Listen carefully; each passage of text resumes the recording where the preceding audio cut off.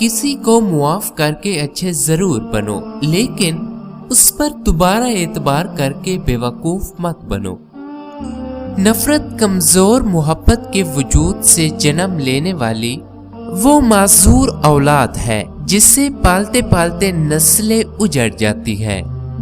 किसी से इतनी नफरत ना करो कि मिलना पड़े तो मिल न सको, और किसी से इतनी मोहब्बत ना करो कि कभी तन्हा जीना पड़े तो जी न सको।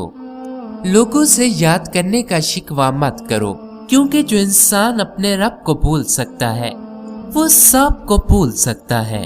किसी इंसान को तकलीफ देना इतना आसान है जितना कि समंदर में पत्थर फेंकना, मगर ये कोई नहीं जानता कि ये पत्थर कितनी गहराई में गया है।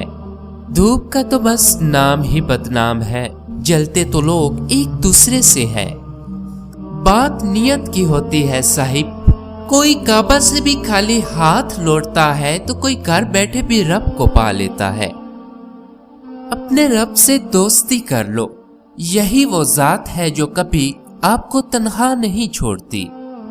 हर कामयाब आदमी के पास एक तकलीफ दे कहानी होती है, और हर तकलीफ दे कहानी का इंजाम कामयाबी होती है।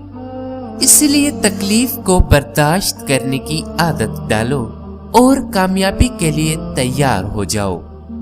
अगर घर में 3 वक्त का खाना बन रहा है, मेहमान भूखा नहीं जा रहा और जरूरतमंदों की मदद हो रही है और औलाद को तालीम मिल रही है, तो अल्लाह का शुक्र अदा करें कि आप अमीर तरीन इंसान है।